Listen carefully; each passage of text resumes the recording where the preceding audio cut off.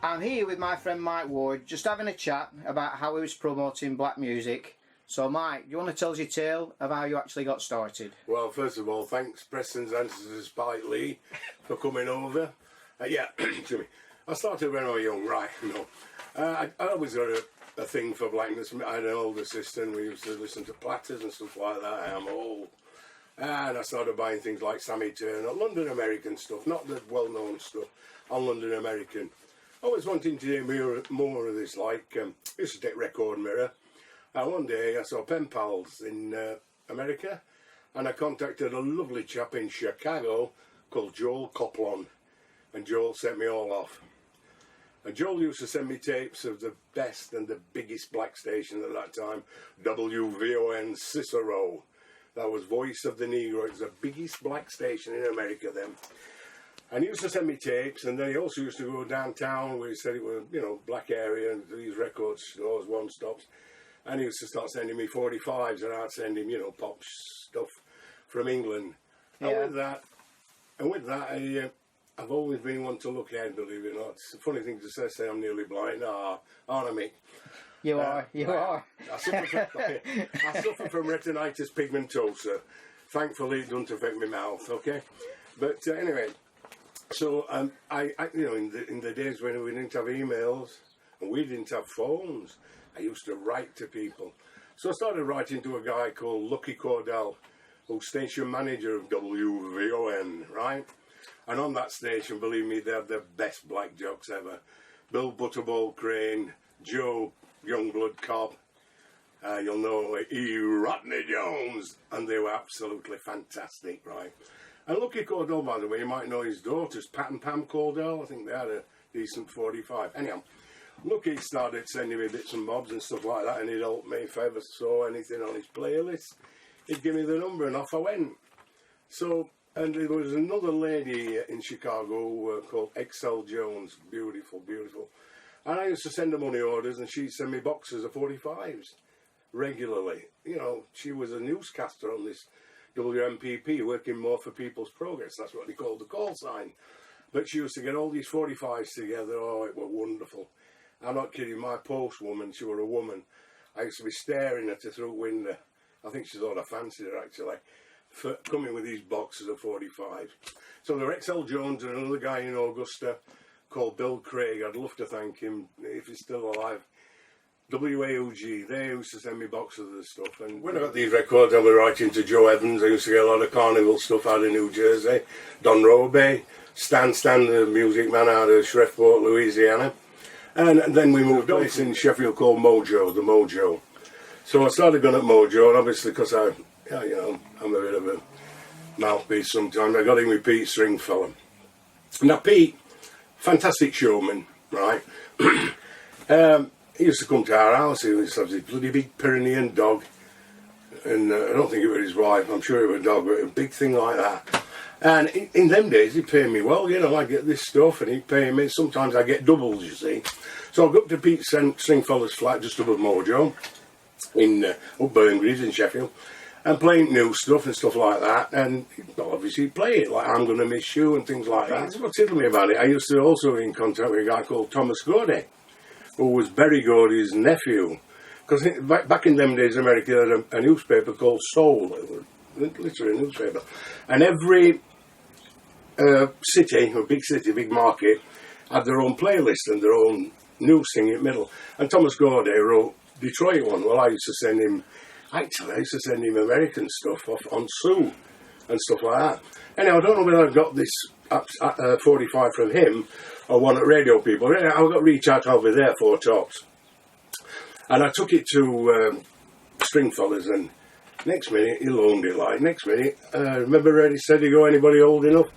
He sat on some scaffolding with Cathy McGowan, and they're playing Reach Out, I'll Be There. The 70s really were a bit barren with me with music. Well, you know, children, you know, two lovely daughters, 2 houses. I don't mean I got 2 houses, I mean moved from one to the other. So I had a bit of a blank spot. The last thing I remember was Lucky Cordell's wife Barbara came over to stay nights. say black and I'm brown and all that James Brown afro, and you know what I mean. You had an afro? No. No, I don't think it'd suit me, would you? It's just me. And she came up and she all Africanised, whatever you call it, massive fuzz on her head. And we went into the local pub, Roland Arms in Yorkshire. Well, you can imagine, just a local pub, this woman walks in. Oh, God, anyhow, we gets home, me and Barbara, and look, it sent me a pack of stuff, you know. And she said, let's have a dance. And I said, fair enough, we, you know, smokes like. And she went like that and took it, and off it was a wig. Her hair was straight to the top. It was massive, she just went like that. Anyway, yeah, it was very, very barren, the 80s for me, so Chill's always pulling me. Don't you remember that? No. So, hang on, going back before that, what about when you were struggling to get older people and you used to phone America? Oh, yeah. Well, what about that one? Yeah, Tell it phone box, I like that one. Yeah, well, this is so funny. Well, you know, I've never had a pot of pissing, to be quite crude, you know what I mean? I'm not a rich guy at all, no way, apart from having Marie. We didn't have a phone, and lots of people didn't in them days very well. So our little phone box, we got to know, like, when I say we got to know, I got to know. On it, before they emptied it on a Wednesdays and Thursdays, it was full, and you could phone America free. So I used to go every Wednesday or Thursday, try, and I phone people up from phone box.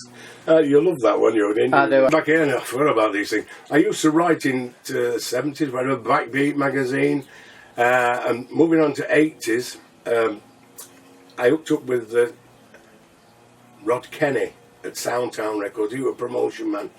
And I was lucky enough to get Taxi and all this Shirley Brown, you know what I mean?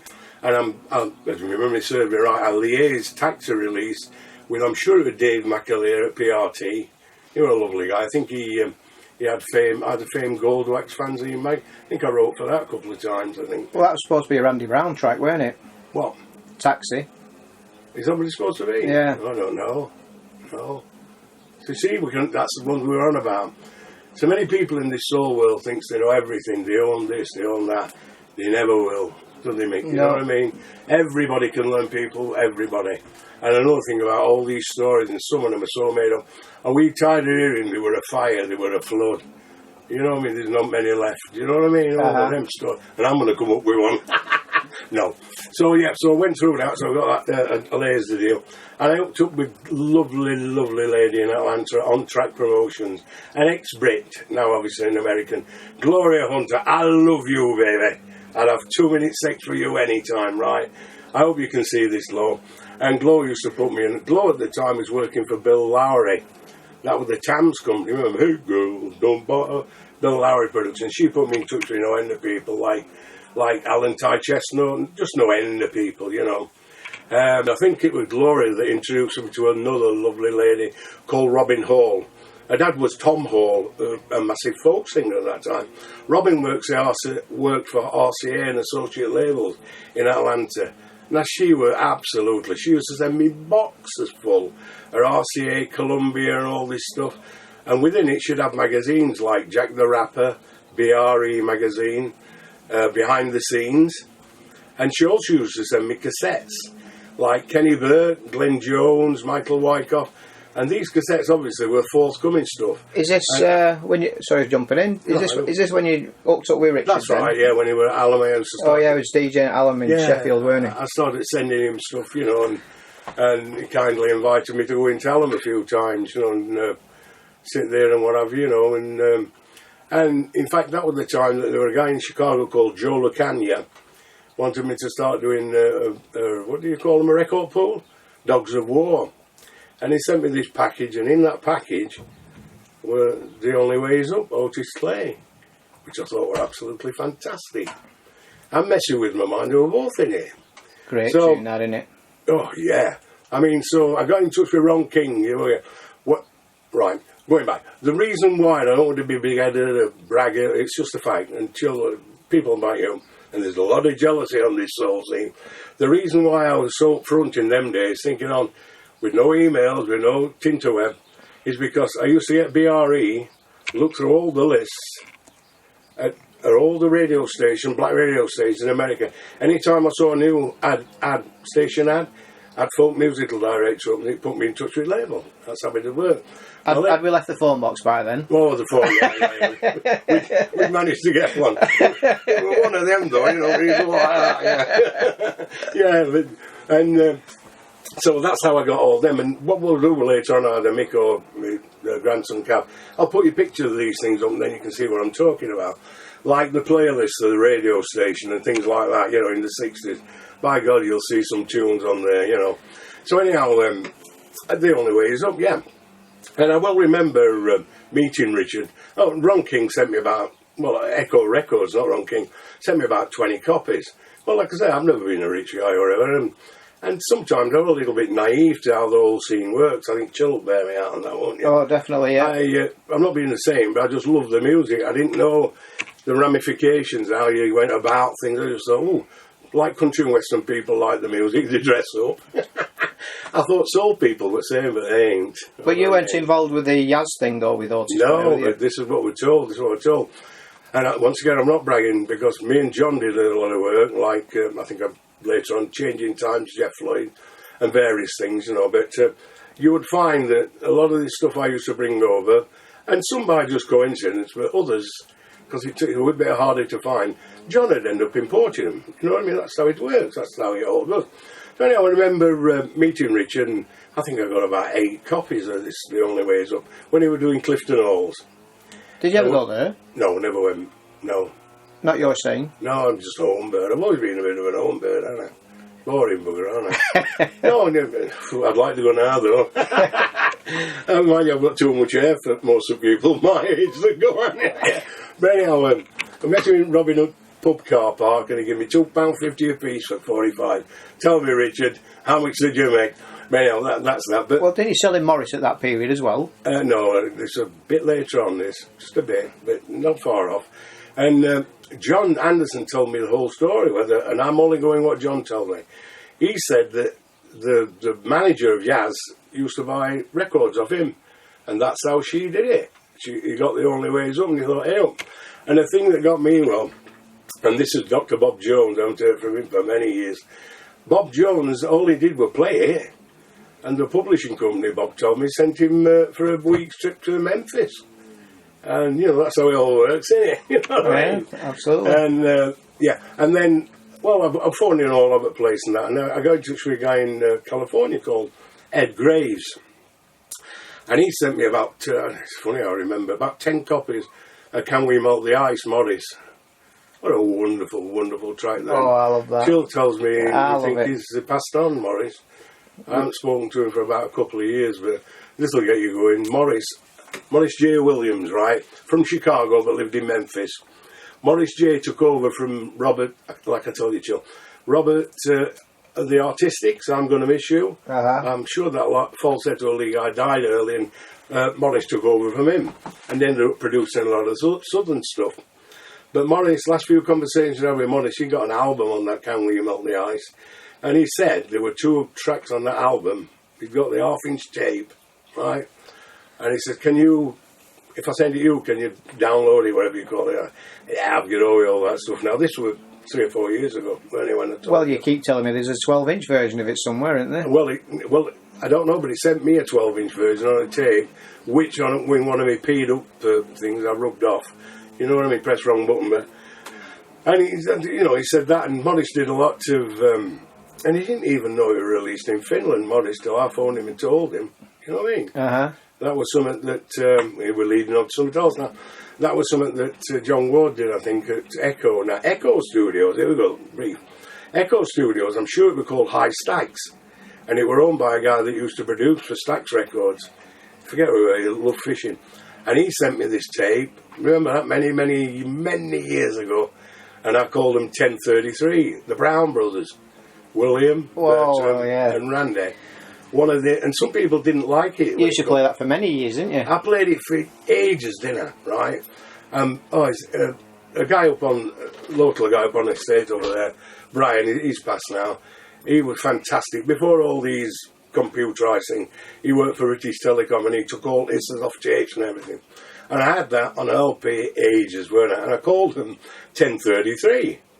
after after the number of the house they lived in, but my eyes must have been going really bad then because I think it was 10:57, so they could have been called out. But anyway, apparently about 6-7 years ago, somebody put it out, whether it's legit or what, I don't know, and a lot of people said it was rubbish, but to me, one of the best soul albums. Pick it up if you can get it. I see on the side there's a This. A Gift of Dreams. A Gift of Dreams Oh, album. yeah, well, that was one of my foldings. Is it Right Wheel? Yeah, that's the one. Yeah, that. I took that into the studio when Richard were in Alamy, never played it. But I'll tell you what he did play. First time ever, Never Too Much. I got that through Robin. It was the first time ever in England, Richard will tell you. You only brought a few copies of that over though, didn't you? No, just got a promo. No, I never did. Who brought the others over then? I ain't a clue. I thought you was the only one that had 5. That you had about 5 copies. No, what? Never Too Much? No, Gift of Dreams. Oh, no, yeah. Yeah, sorry, we're good.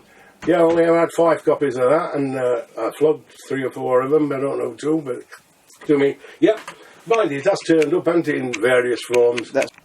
So you brought out your own label, didn't you, with Timeless Records in late 80s, which was a big compilation package, weren't it, really? Well, what it were, I used to send stuff to everybody and anybody. And I was dealing with Dr. York. I remember Dr. York. Yeah. You brought his albums over as well, didn't you? I brought them off you. He had a rather classy video, actually. And I sent it down, Channel 4 just started. And I sent it down to a company called Action Time, and who should phone me about it was Jonathan Wass. I was amazed. Obviously, he weren't what he is now. But anyhow, he told me how they couldn't play, blah, blah, blah. So I sent this Dr. York stuff to this guy, Alan Bellman, down in Big Smoke, Present Music, whatever. He was a bit of a wheeling dealer, pop and everything like. And he phoned me up and said, "He's thinking of starting a label, would I be A&R for it?" So, you know me, naive Mike in them days, you know, when I weren't naive. I thought, no, serious, I thought, lovely. Get some of this stuff out, absolutely brilliant. So we started off and we got, what did we get, Minnie Curry, Mick Money? Tyrone Curry? Yeah. Minnie was first, weren't she? Yeah. And the Jade, you had Jade as a 45, didn't you? The Jade, this is so funny. He'll know who he is, by the way. Somebody up there, I think he had Arden Records. I'm sat there with his contact, gets a phone call one day, bad mouthing me saying, he's my artist. What are you on about? I've got a signed deal with him here. And that was somebody up. I had plenty of that. I'm not going to go on, but I had plenty of that kind of stuff, you know what I mean? Anyhow, the Jade, would have bounced in Chicago, by the way, which was the thing. I thought they were decent LP. There were a couple of decent tracks on that. Yeah, come on. So you wrote the 45. I remember buying the 45. Yeah, we did. I'd had a 12-inch on him for ages, on Ultiphase, which I think it was called Now That I've Got You. Absolutely brilliant. Anyhow, so with that, like, I mean, we did certain things. I did a deal with Frederick Knight. See, I've dealt with no end of people. Leo Graham, dealt with them. Frederick Knight. I mean, people are just people. A lot of people in soul world, they revere them as if they're just struggling making a living, these people. They're just like you and me. He sings, he does that right. Anyhow, dealing with Leo Graham, Tyrone Davis Halls, mine and my dear friend Ken, who passed away last year. We used to go all over, like, listening to Tyrone, asking for Tyrone and stuff like that. And anyhow, sorry about that. Second, right? So we did that, like, and I did a deal with Frederick Knight. I think I got all them LPs for about $11,000, which weren't bad. You know, Tommy Tate's, all that stuff. Michael Powell was involved with. Michael Powell was involved with Minnie Curry, weren't he? Yeah, Michael Powell involved with that. Yeah. And as I remember, weren't one of the tracks that it was a 12 on Total Experience. That's right, yeah. I don't know that one worked out, but yeah, I managed to get them. They weren't bad albums, they weren't. Yeah, you know, you feel your way. You know, some things you're proud of.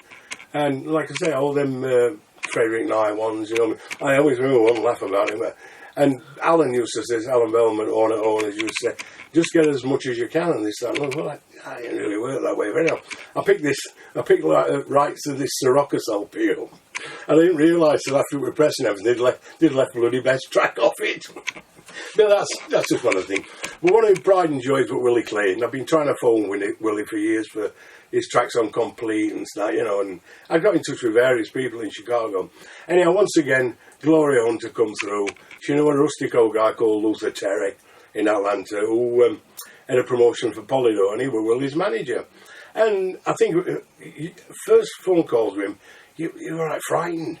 And he used to talk to Willie like, quiet Willie, when we were on a 3-way. Quiet Willie. Like, But he was a lovely fella. He was absolutely lovely. He's passed now, but loves the terrier, right? So we got all that deal done. I don't know, Well, you brought Willie over though, didn't you? yeah, we brought Will. Well, it were, what that guy they call him now, down on South Coast, he brought him over in Lazingly. What did he call him? Oh, he used to run an artist thing. Anyhow, got his name. That's what he gets you when you get old. And yeah, we brought Willie over, went various places with him in Manchester and stuff like that. Him and Bruno. Bruno, yeah, I met that's it. The big guy. Oh yeah, and he, I actually got a live singer tape for a story in London. You know him, you know what I mean? Yeah, Willie was a nice guy, and there's always a story. You know, Bellman, he put him up in this, I think it was Bayswater, you know, one of these, I'm sorry to sound like a rustic Yorkshireman, you know, one of these flats that are all street level. We went down there anyway, video entrance, it was plush, you know what I mean? And he said, we got things like this in Chicago, Mike. And I thought, yeah, okay. Anyhow, what happened with Willie, I don't know who we were phoning, but he ran up a bill while we were over there for about 700 quid on phone. And so he ain't got the money to pay it. Sorry, Willie. So Bellman said, right, okay, give me 2 tracks. So he did. He sent him masters. I've got them somewhere. And I never put out. One of them recorded with Tyrone Davis. One about track, actually. But that was so funny, you know. Yeah, so I went all over with Willie and this, that and other. Anyhow, as bits and bobs went on, things happened, you know, with Timeless and stuff like that. But I did learn a lot about the actual business. You know, how long were you with Timeless then? It'll only be about 2-3 years, I think, actually. You know, dates are really mixed up with me. But well, it's age though, anyway, which gets to us all. But then you went into About Time, weren't it? About Time? Well, yeah, I mean, the thing with that is Jaffa, Geordie, like, no, it weren't Geordie, sorry, I've come from Middlesbrough. Mine's one of these born-again Londoners, ouch. He phoned me up and he says, what about starting a label? He said he got a couple of thousand and I got 5 tracks at once again. Gloria had sent me on Johnny Harris. If we could have ever done an album on him, which I've got demos of, it would have been wicked, but it was a bit hard to do with Johnny Harris. He was a part-time bass player for Cameo then, you know. So we started off with About Time. And, About Time. You got some wonderful tracks out with that, didn't you? Well, D-Macon. Yeah, D-Macon, yeah, which was on the, we're going to Budweiser now, which was on the other side of the cassette with the Superstars Say Yeah, which was, I think, was their track before I Just Can't Say It, the end of Budweiser Showdown. But,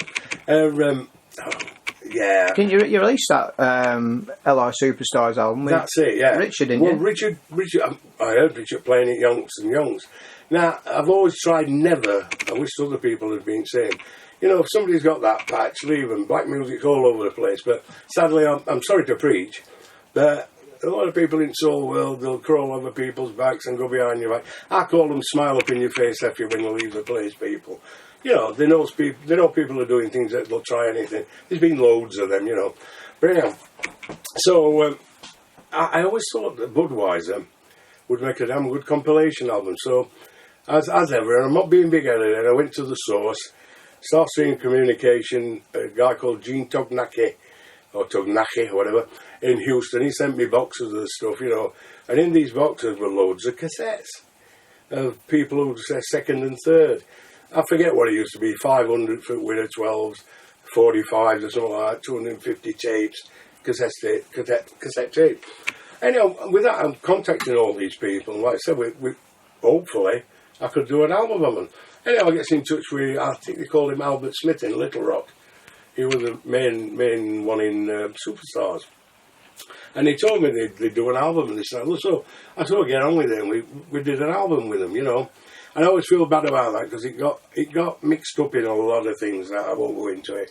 But it got mixed up in a lot of things. And I know John wanted to do a 12-inch on Rare Groove with it, an LP on Rare Groove, remember? Yeah. And I wanted a sleeve on it. And so we ended up with a little sticker that's pretty poxy, really, you know. So we did that, and I got a deal for the album in Japan. Why did you call them L.I.? Because they're from Little Rock. I just thought the Superstars were a bit pretentious. You know what I mean? So I just called LR, because that's where they were based, Little Rock. Yeah. And the other things, I mean, I did, I think I put a couple of other Budweisers, some good ones, on compilations.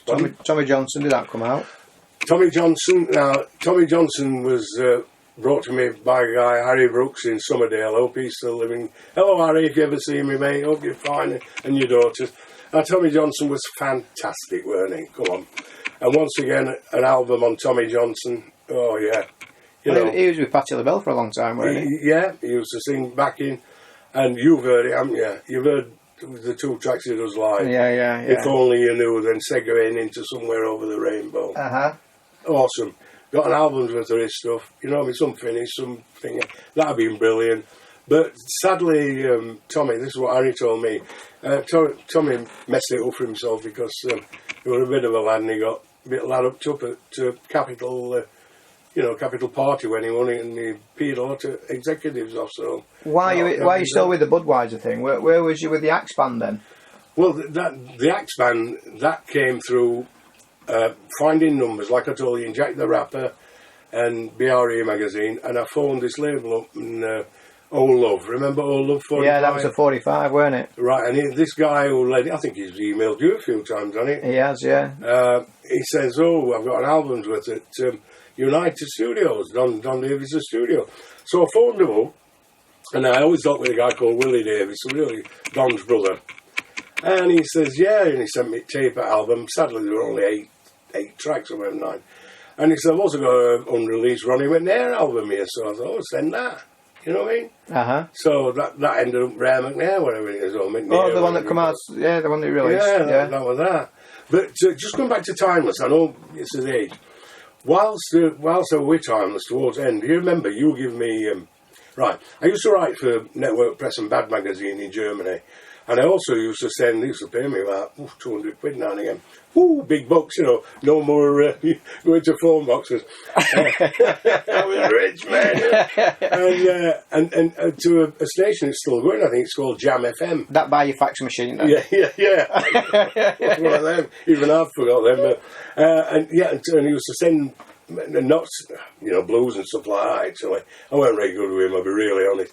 But he used to pay me Jam FM and they'd play and stuff like that. Well, I got sent these 12 inches on Rosie Gaines, Only Want to Be Your Arms and Now That the Rain and something else, remember? Yeah. And I've heard all these tales about this, that and other, like I've just said, about people renaming this and doing that and covering this up and all this and that. And to me, it's, we'll leave it on. So I thought, right, we'll see what we can do with this. So I had a bit of fun. And all I need to do was just sellotape, 2-inch sellotape, and it made them white labels. So I sent them out, remember? Yeah. White labels. And Chill gave me the number of Rosie Gaines, remember? I do. I remember getting that number, yeah. Yeah, you had to remind me. So, and I dealt with Rosie Gaines for ages, right? Before her Prince days, this, weren't it? No, when she was with Prince. Yeah, but we got the number before Prince. She had Prince, yeah. Right, well, I'd phoned her up and she sent me all this stuff. I think she had an Apple Max, whatever one of them. So much of a Luddite. And I phoned her up and she sent me all these demos that she'd done on Apple Max. Well, you've got, haven't you? I've got quite a few of them, yeah. The demos, but Brian fetched all this out. There's some good tracks, though, isn't there? Yeah, it would have been an amazing LP because Alan Bellman were all over the place, owner of Timeless. And he'd hooked up with this Belgium studio, and that's where that Lou Curtin LP come from. Oh, the unissued one. He sent me this Lou Curtin. He said, "Shall we put this out?" I said, "No." He's got some good tracks on it, but no, he went, is it? He's got some good ones, but no. Well, didn't Lou phone you up for that? No, that was somebody called Sean. Like I say, you keep going, hey, up it's Sean, Lou's mate here. Lou wants his LP, his CD. No introduction, no niceness. So I just told him where to go, you know what I mean? So no, that was that. So, and we were all set to bring Rosie, and I think her daughter were about 9 or 10 then, because she wanted to bring her daughter over to the studio in Belgium to cut these tracks. That ain't BS, that's for real. And now, this must have been 88 because my mother died. And believe me, when anybody you love died, you don't want to know about music and business. And I didn't, you know what I mean? So I picked it up a few weeks after, phoned Rosie up. Now, Rosie's no angel, don't get me wrong. Oh, effing and jeffing, blah, blah, blah. So we're on about someone that just dropped an F word, and don't you speak to me like that. And went on at me like, so I thought, right, okay, bye-bye, Rosie. Just put phone down. Because I just went to move for that type of rubbish, you know what I mean? Right, so, and then when we had about time, I had on this idea, because I thought, ooh, Kevin Nash. Well, going back there before you go back to on to Kevin. Everybody was after Sweeten the Unissued album on Epic, weren't they?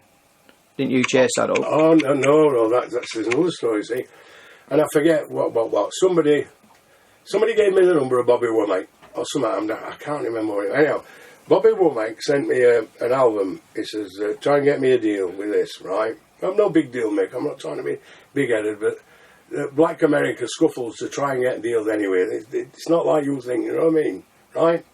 So I sent this set to Intercord in Germany. I'll never forget this. I'll come back to that. But in the meantime, he says, you might want to speak to Patrick Moulton. So I phoned him up, Patrick, and he sent me some nice tracks, 3 lovely tracks on himself, remember? Yeah. Well, Richard's got 2 of them, like a fool. I could mix them now.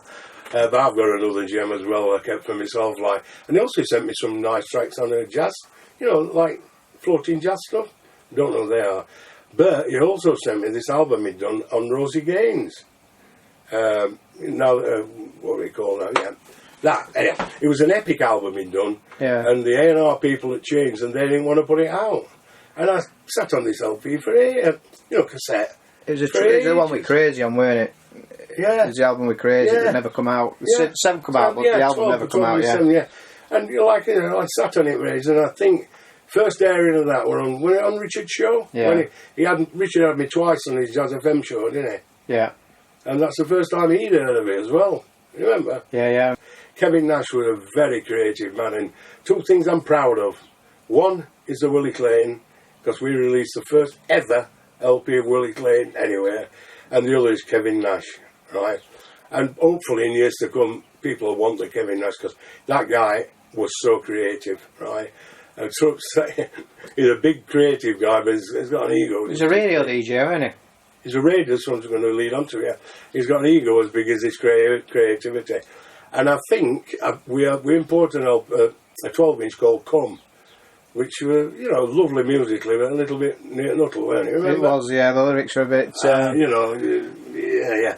And and I think a lot of people were put off with that, And mind you, I wasn't, like you said, he's a big gospel, they were, from big gospel DJ in California. I wonder what the man up in the sky had said to him if he had come. That was my favourite, the one that you used to play. The Unissued one that you used to play. Oh, Round and Round. I've got some Kevin Nash here that I'll never see like that. Round and Round, absolutely. Round and Round we go, yeah. In fact, where you sat there, yeah, these boxes I've done over the last 2-3 years are all unreleased stuff, and I put them on cassettes and stuff like that, I don't know what's going to happen to them when I'm dead and gone anyhow. And I thought Kevin did. I'll sort them out. Don't worry about that. Hey, don't forget. Do you ever? All them bases are covered. in fact, the raised pockets are bulging. Don't forget. Do you ever wonder? Well, that's why I'm sat at the back of this camera. I'm just filling my bag. Well, and yeah, I thought it's an idea. I thought, I'll get Kevin to duet with. Only want to be in your arms now that they're in. And personally, I thought if it had been Will Downing and Rosie Gaines, I don't know what happens. To be honest, I'll come back to radio and stuff like that later. But that LP, Love You 9 Times, absolutely. We spent hours up here. We had a few drinks on the phone doing that with Kevin, writing, re-cleaning up the Come lyrics so they sounded decent. But it's a brilliant LP, that CD, and I've only got 2 left, so I don't know when it's red I'll want it probably, Mickey. Absolutely, yeah. But so I started getting a bit bit fed up with all you never really got support from Soul Jocks, and I'm not crowing, it's a fact. Well, seeing as you got a bit fed up and everything, there was one album you brought out. Oh, I know. I'll come to that. Oh. Yeah, I'll come to that. Seriously, these guys, what they'll do is they know what I'm talking about, and I'm not trying to be offensive to anybody, but they'll play it once, and then they can say, well, I support it, but you never play things once, do you? And I don't give a shit what anybody says. I chose and put some rather good stuff out on About Time. Some very good stuff. Anyway, right. You got Wayne. You got likes of Wayne Arnold and Alicia, Shower the World. Well, Shower the World. Here we go again. They released that as a single in Germany, and and we'll get on to that. I think of Shower the World, and I chucked loads of them away, and I also chucked loads of the 45 on Phoenix away a few years ago. Oh, that's when you used to DJ at the Phoenix Club, Yeah, wasn't it? we'll go on to that one, yeah. Yeah. Oh, yeah. I came out, didn't I? Pictures. Came out as a DJ. And my thing is, like I said about non-support, DJing is the easiest thing going. You go to all these soul venues, it's the easiest thing to drop, same old. I'm not saying they're rubbish, but they're great. Easy. That's easy to do. And yeah, I am bragging to people, and people won't like me. I don't just give a shoot, really. I always play new stuff. Everybody knows I always Well, you did always play your Curtis Sons. Oh, yeah, one after another. Calvin, when we come back to Calvin. And I remember I loved doing Howard. I think I only did it twice and something happened to Marie. That was a great venue. But I remember Richard coming up to me when I was playing Calvin, and he said to me, you know what Richard's like? Love you, Richard, but you can be a bit of a, you know what I mean? He says, Mike, I've never seen the floor as full at 9 o'clock with all new stuff. And if you ever went to any place but I didn't go to many places. Not many people booked me. I don't know why. Do you, Jill? No. Because I thought I played really good stuff. I think people... Oh, yeah. No, your stuff was brilliant that you played. Yeah. Absolutely. But did they used to wait round speakers listening to all these players? I can't remember. That must have been too drunk. Ah, no, well, I couldn't see so well. Anyway, you were my knob twiddler then, weren't you? Don't talk about knob twiddling and coming and stuff like that. And you know, the thing is about this, we've missed loads of little anecdotes and stories and that. Anyhow, we'll have to go back to another day. What about with Brotherly Love as well, don't forget? Oh, well, yeah. Because you'd brought that over, didn't you? Well, yeah, I mean, again, Gloria, she sent me a tape of that. Oh, yeah, I'm not being funny, ages and ages, Alan Ty Chestnut and that. And, yeah, I'll get back to that. Yeah. And she's well in. I think one of them's not very well at present. But anyway, one's died. Oh, yeah, no. And ironically, they used to work in warehouse, one stop that another old mate of mine, Frank Lipsius, dad owned. Alan Ty in Philadelphia before they moved to Atlanta. But yeah, so I'm trying to think of, the Joy Fox, right, remember? Shower the World. I'm looking through these BRAs, I see Shower the World, Joy Fox. It's got to be the same tune. So I phoned her up, she was hairdressing in Washington, I think. That's right, yeah. And she sent me a CD, and people said it was great, but it was bloody awful, sorry, Joy. Shower the World with Alicia, and in there is Alicia's album, and it's got Look What Love Has Done For Me on there. Oh, and some others. Awesome tracks, anyhow. And yeah, so that's that. But that's weird why people think it's better. So, coming back to, I wanted to branch out a bit more about time and go to other, we actually employ Breaking Ice promotion company. Jaffa basically, honest Jaffa you did, just were happy with Soul World, and it ain't been funny. You told me a label in England that releases new stuff, new black stuff, they'll never make money. No way.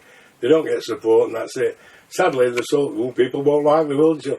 The soul world likes black music when they can't get hold of it, or 3 or 4 years after. But that's another story. But anyway, I got a bit tired of all that, and I think Jaffa was as well. It'd come to its end, and we'd release some good stuff. And you'd seen all around you various things, and certain people being naughty for a long time, isn't they? And you know what I mean, being naughty. So on my travels and that through various, recording studios, I hooked up with Don Mosley at Sound of Birmingham, and he sent me 2 cassettes. One was Sam Dees and one was David Kamen. I'll have to find David Kamen out, you never know. And you get that. And so I thought, right, I got in touch with Don. I said, there's 3 off this Sam Dees LP I'd like to license. It's not that one there, is it? And, yeah. I'll give you, that's the one, yeah. I'll give you 1,200 quid for licensing. Oh, he says, I'll put it to Sam. So I phoned Don Mosey up and he says, now these are tracks, Mike, that Sam's got a publishing deal with Warner Chappell. These were just recorded here, and we don't know who owns them or whatever, the actual tracks, you know what I mean? Because people have been bullshitting in this country for years, saying, providing they paid the MCPS, that's like every one of them in them days used to be 60 or 70p a CD. You paid MCPS for that, right? but you couldn't release anything unless you owned the recording right. No matter who's bullshitted people and press over years, you cannot release out legitimately unless you own the recording rights. The MCPS is specifically just for the publishing, right? So I knew this, and I thought, I'll have a bit of a ruse here, right? I paid the publisher. Oh, right, mate. Oh, what Don Moses said was, he said, Sam's quite willing to think if we can get office cleaner to sign the contract. Office cleaner? Yeah. Office cleaner? That's what Don Moses said. And I thought, that's weird. So I've got a fax. Mine's probably really faded now. Somewhere in my file, I always kept the fax. Just like I kept the fax. Hear me, Ronnie? Ronnie McNair sent me 2 lovely tracks on Mickey Brown, they called her. One of them was Emotions So I Can Love You, with Ronnie doing ooh, ooh, ah, yeah, in background, right? Another one, I can't remember, but they're both lovely, and I thought, I like them. So he says, Ronnie, I said, will you finish them? He says, yep, send me $500. And he was coming to a appearing Jazz Cafe, remember when he come up? Yeah. So I said, bring me master tape, that's in them days. He got his 500, and I've got receipt, check, and Federal Express there. I went up, I never going up to the dressing room. Ronnie, have you got it? No, mate, never heard from him. Never heard from him about it since. It's gone now, but he did phone here about 6, 7, 8 years ago. I think he was in Halifax with 4 talks. He said, come and see me, I don't bother. But that's no hardship. I'm just trying to let you know different things that happen. So I thought, no, I'm not going for that one, you know, for our label, About Time, to own a compilation. So anyway, when I was getting a bit brassy, I'd seen all these people making quite a decent living and pumping this stuff out, you know what I mean? You mentioned Brotherhood, didn't you? Pumping this stuff out and stuff like that, and I thought, yeah, I'll try a bit of that. You know what I mean? See how it works, right? So this here was manufactured at the same place as the wannabe pictures, run by a couple of guys. One of them were a Serling wannabe, you'll know who he is, right? And he were all right buying that for 50 quid so he could have it on his own, right? So anyhow, so I thought, yeah, that's a dig, mate. Right? So I thought, right, he says, I'm going to show you how to be a record label owner type of thing. I want to put a 45 out on things. So me kindly, I thought, yep, fair enough. Before I found out what a complete asshole he were. I'll let him have Shower the World and Mighty Clouds of Joy, which I owned rights to for a year. You know what I mean? Yeah. Didn't charge him a penny, didn't do all right. I think he had, well, I had 500 of them done, and I think he had 500, right? What, the 45s? Yeah, I think so. And he put flyers out all over the place. It's only, I mean, who gives a shoot about this kid, but 10 quid, blah, blah, blah, in them days, yeah? So that amount. So anyhow, then, after a bit, I did a few pictures, and I think there was a bit of green eye coin this guy, by the way. I think he got a little bit green eye, but moving on, because there were no training out. Now, I get this fax from him saying, unless I can prove I own this, I'm no longer welcome at this venue. Oh, that's wonderful. It come from our man from Hull, I think. I think you got word from there. This our man from, and we're going on to things a bit there, but this our man from Hull, I helped him start this particular rag. They called it a name, and I always used to call it Whispers from ICI, because I'd get it. Can you? I'm in the office. Anyway, carry on. Anyway, carry on. Let's move on. And yeah, so I did this out, and I went to Daniel in Lions Den. I went to where is that? Yarmouth. Weekender. Yeah, I took these and oh dear, and the same Terry bloke that run that thing. I think he just paid 500 quid for 45 on Sundays. Anyhow, he outed me and said, "Oh, we've got a bootleg." It'll be embarrassing, but hey, that's that. And that's that story of that one. And actually, so is it a bootleg or is it legit? Well, I didn't pay anybody for him. That's it. But what I did do, I wrote to Sam. Sent him copies of this and a letter saying, you'll back me up on this, and you can have half on it. It's gone now anyhow. So, and the irony, I always like to keep a bit of fun about this. I know being a bit... Is that all allegedly, by the way? All allegedly, yeah. I like to keep a bit of fun about this, you know. Like, I've had a dig there, and thanks for pulling me up, because, you know. But what was so funny, I think they called him West, a nice bloke down south who knew Sam pretty well. And I met Sam at one at a weekend, and giving me... business card, and I said, I'll be phoning you about these, but whatever. So, anyhow, a guy who knows Sam very well, like, phoned me up and he's saying, Yeah, Warner Chapel are going to do you. He says, they'll take your house. I said, Rotherham Council, I'll have a lot to say about that. They own it. I'm not laughing at the people, but at the same time, all these people are lambasting me, and you don't want me to go on to Echoes and that, calling me a racist. No. No, bear me. One guy who couldn't, calling me a racist because I was speaking down home street talk, and he taped me on her phone, but that's another thing. And, oh, by the way, the same people that were calling me all these bootlegging, this, that and others, I think they were running 300 quid ads for people who bootlegged for years. But now that's that. So what do we move on to? So there only ever 500 press to them Sundays, were there? Yeah. Right. And most of them, well, they're gone. I've got some, but that's I think it's actually been reissued again. Have they? Oh, you mean the bootleg? Apparently, that's what I'm allegedly believe. Well, allegedly, you told me, top people who haven't bootleg now and again. But that's the only thing I've ever done. So are you still involved in it now then? No, not really. You get worn out with it, and then, I don't know what it is. I mean, I do listen to a lot of unreleased stuff that... But you still pulled out a few gems, didn't you? You found Calvin Richardson. Yeah, that's through Felix White. Like I said, I think he's passed now. But he was office man at BRE in Sherman Oaks, California. Sidney and Susan Miller put this... It'll be on this site, these pictures of Mags or whatever. Anyhow, he used to send me some packages of stuff as well. Yeah, I've been very lucky. And he sent me this Calvin Richard album, probably a year. I'm not trying to say I got it before, but probably a year before it came out, because... Is that Country Boy? Yeah, because they were waiting. They were big pals with Jodeci, is that what they call them, Jodeci? And they were waiting for a Jodeci track to put on it. And it was worth track on LP when it ended up coming out. No, this is where I always get mixed up. Didn't he used to sing in a club? Remind me of the... No, what I'm saying about this LP, the reason why they didn't release this LP for a year or so, they sent it out, but they were waiting to add a track with Jodeci, and then a year later, wherever, they put it out, Country Boy LP, and I'm sure Jodeci's on it. First track. And it's dreadful. Anyhow, and yeah, it used to be a talent thing, didn't you say? Yeah, that's a bit. Well, who hooked me closely up with Calvin were another lovely lady, one of the best ever writers about black music, Carol O in Atlanta, Georgia. Carol Ozembaye, I think they call her. Here's a kiss, Carol, because you'll see this. She hooked me up with Calvin because it's a friend of hers. Now, Carol used to, and I think she started again, run a club 290 or 270 in Atlanta, and a talent show called Who's Got That Vibe. And through 2000, she used to send me CDs, remember? Yeah. Some really good talent, some not so good as well, but 2 or 3 or 4 I can think of were really good. And nothing's ever happened to them, but she's still at it. You got, is it Reggie Calloway?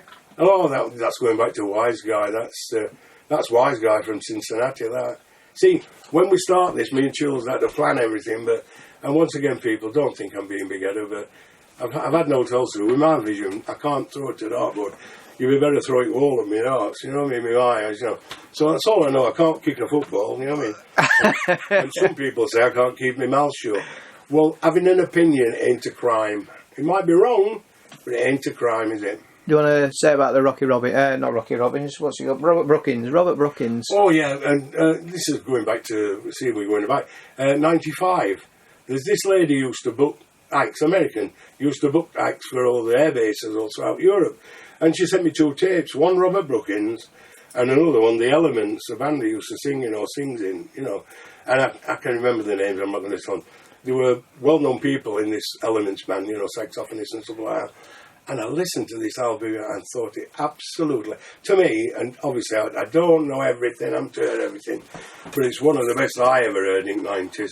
He used to torment me with that. Torment me. Love to, I know. Took the name out of the song. I know. And I used to play it out a lot, remember? Yeah. And there's one track where he's screaming, Robert, play, and he's ducked up Robert's out, You took his name out, didn't you? Yeah. But Robert, and the Elements tracks are pretty good, but that, it's wicked. And I phoned Robert up a few times, and I actually, for about time, offered him 10,000 to put it out, and just never got back to me. And since then, he's passed, hasn't he? Yeah. Apparently, I think the Elements was Karen White's backing band. Yeah. I'm sure when I was speaking to her and she was on about it, she was saying that was her band. Yeah, see, they're all intertwined, aren't they? Yeah. I know. I wish I could remember his name. Is it Mike? Somebody Saxophonist, he were in that as well, but they were good tracks, aren't they? Element ones, you know? Oh, yeah. And that LP will follow this as a commercial, you know what I mean? Yeah, there's loads we've missed, but can you think of hotels? But no, I don't. I have phone calls now, and you know what I mean? I don't know well, let's be quite honest, time's took over now. I mean, I'm a total Luddite, you know. I mean, think about how hard it was for me to get on a phone. Yeah, but the price of things nowadays, yeah, and everything's being repressed, like your Keith Floyds and all them lot, and your Jeff Floyds and yeah, that was another one, Jeff Floyd. Yeah, I've got to say about that. Gloria sent me a tape, and there's a track that's not on the album, and there's a reason why it's called "You Pissed Me Off," and it's off. But now they're just hawking the tapes around in the venues, right? And Gloria sent it me, and John and myself, he financed it. I sorted it out, changing times, 500 copies of that. So I've got one left, by the way. And if it's worth, you know. But there again, that allowed them to do it as a CD in America, you know. Well, it's something. What's the? I can never remember. The Holloway album. Holloway. Is it the track you've got without John Whitehead, or with the John Whitehead's on the album, isn't it? Yeah, the Holloway album, and another good guy. I don't know what's happened to him. He used to own We Men of Talent, Steve Bernstein. I always got on with Steve Bernstein wonderfully, and he had this artist Holloway that, like with Reggie Calloway, I liaised or whatever, hooked him up with Expansion. Big Boy Ralphie, you know what I mean? Yeah. And Holloway, same, but he used to send me what they'd done every few weeks. And he sent me that one, When I Think of You. And I said, oh, it's an absolutely awesome track, really.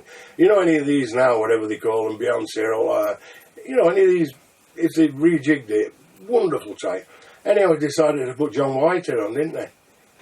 And it's just not there, nowhere near as good as Holloway on her own, innit? Yeah. I remember you playing me the track endless times. Yeah.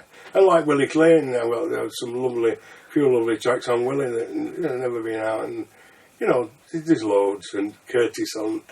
Are we rounding it up now? Have I missed anything? No, I think we're quite covering more spaces there, aren't we? Did you have to shut me up because I noticed allegedly? Well, you know I've got spouts, but a lot of DJs, you're not like me, I don't give a shoot now, anyhow, you never played me shit anyhow, so. But a lot of them do just package openers, you know what I mean? Package. And, oh, you mean Warren? Yeah, Warren Boris. Yeah. And that was something as well, but you know, I'm going to say, get in touch with me, I've got boxes. No, I am. But, yeah, so how should we end this one? Because I could go on forever telling little stories. And I've missed people and that, you know what I mean? And I can just... Well, what kind of stuff are you listening to now, then? Oh, do you... Well, why have I asked that question? I'll tell you what I listen to now. I'll tell you what I listen to. Oh, you bitch. You're going to go. Your cred's going to go down the pan now. Well, I don't think I had any. You didn't have any here before. I never had any. Silverback with knob twiddler. That's what we were on our venue. Silverback and knob twiddler. I listened to Country. Oh my God! Because I used to listen to Soul and well, I've got to think about it. If you've got to be paid to be on radio, forget it. Ooh, I know a lot of people like me there. You know, and oh, by the way, yeah. If you've got to pay to be on radio, yeah, just be there. But I'll tell you who've missed out. What? Our friend, David C. Oh yeah, David C. Yeah, I got that. Oh yeah, we got overridden with that one. I wanted to put that out, but you know, that's what happens. Is that the Magic City album? Yeah, some people. I think there was a guy called John Ray on that. I'll never forget phoning one night. Just let me finish on a few tales. I'll never forget phoning one night. I don't think I got the wrong number. Because I used to do all my best deals when I had a few. I don't mean drunk. I mean when I had a few, like, you know, I don't mean... Anyhow, I phoned up and this woman said, what kind of service do you want, sweetie? I phoned to play me brothel. Well, I said, anyhow, we'll leave that one. And another thing, and this is one of my hates... I'm blind as a bat like, and it's a good job Marie's in that, but I very rarely lose anything. And George Kerr sent me 3 tracks, sent me quite a few, and I'm sure they called the group Just Us.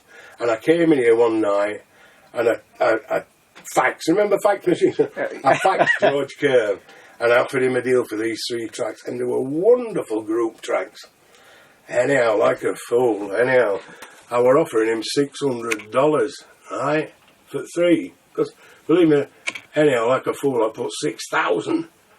So I phoned him up next day and said, that's a good deal, Mike, when you're sending 6,000. Wow, 6,000? and I must have been something because I've lost the tape as well and things like that. Why, you've lost me Hello Superstars Christmas song, haven't you? No, I've got it in here. Oh, have you found it now? Yeah. Oh, well, He was good live, you know. I had some live shit on Sid Hill. Sid Hill. Uh-huh. There's loads of different bits and bobs and Morris J.R.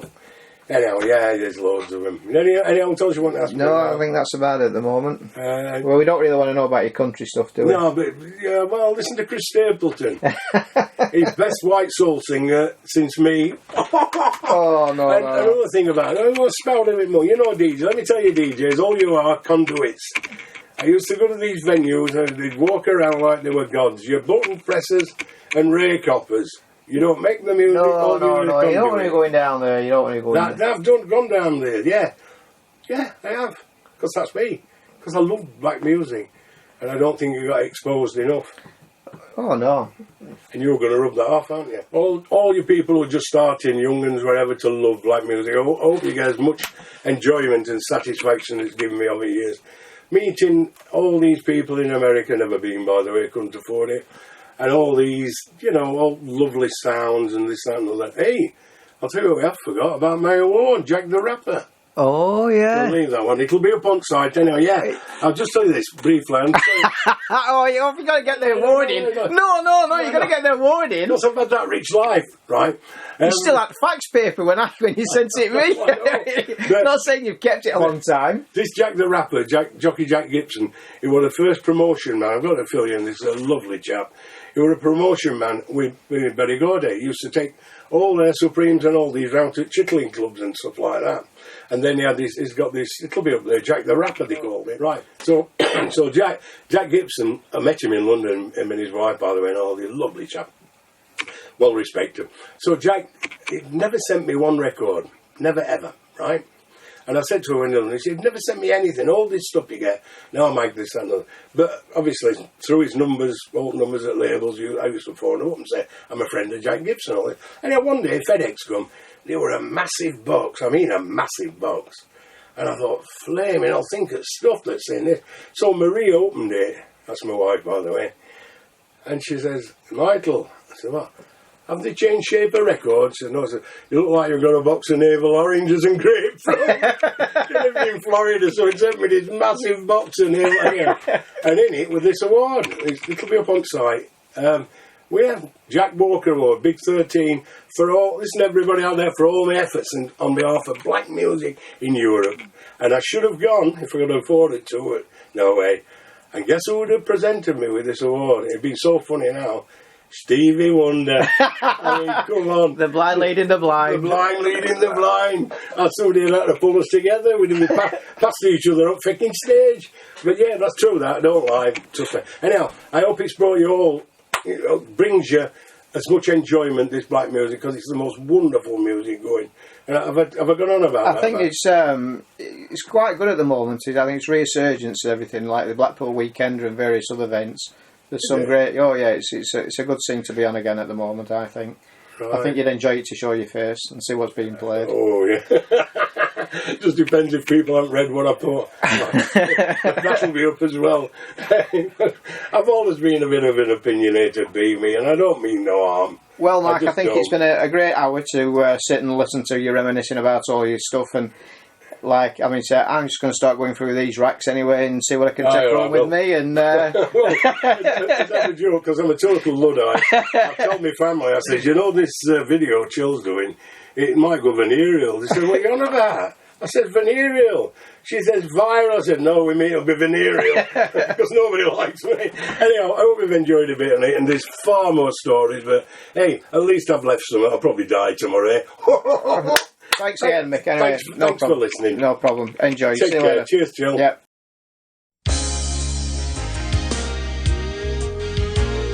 Barry said, "Practice what you preach." But when you're dealing with real love, Alicia's got a lesson to teach. Listen. They must have forgot they were young too, and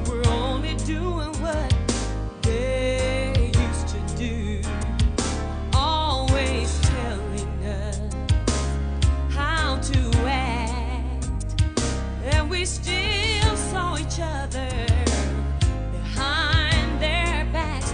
Oh, the changes we went through. I do it over just for you. I don't mind dealing with it because I love you so much. It's a tricky, sticky situation. It's a tricky, sticky situation. Oh, yeah. You lived in the ghetto. I lived on the hill. The only way we could get together was in the M-O-T-E-L, baby, baby. Oh, we've been loving each other much too long for anyone to tell us that we're wrong. Oh, the changes we went through. I do it over and over just for you. I don't mind dealing with it because I love you just that much. It's a tricky, sticky situation. It's a tricky, sticky situation. It's a tricky, sticky situation, baby. Yes, a tricky, sticky situation. Baby, we've been loving each other since we were kids. They couldn't tell us nothing then, and I'd be damned if they could tell us now. All the changes we went through. I do it over and over and over just for you. I don't mind dealing with it because I love you. I love you. It's a tricky, sticky situation. It's a tricky, sticky situation. It's a tricky, sticky situation, baby. It's a tricky, sticky situation. Now your mother, nor your father, nor your sister, nor your brother, yeah, yeah, can tell us, they can't tell us that we're wrong, 'cause I've been loving you much too long. It's a yes, it is, baby. It's a trick.